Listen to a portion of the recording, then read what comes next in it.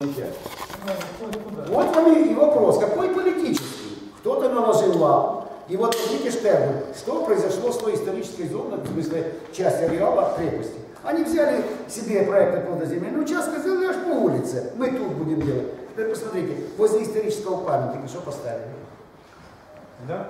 А кто? Вы помните, что утворил на Мановской, когда мы побежали все? Мы туда отстаивали. Спасать да, крепость. Да. Приехали. Мановский вот дело. А его нет. Прибежала, сфотографировала, как он борется. После этого подошла к нам Штефан, сегодня и говорит, а кто такой Пухкан? Я говорю, я. А кто такой, это самое, Медзелинский? Он говорит, я. Что ж вы, ребята, сами на себя? Что ж вы подняли эту бучу?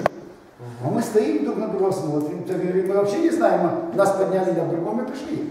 После этого меня исключили из партии, этого не успели, кто похож. Вот он ответ на тот вопрос. Нет, он был партийный. Значит, перед тем, как подвести итоги, я хочу еще передать слово для очень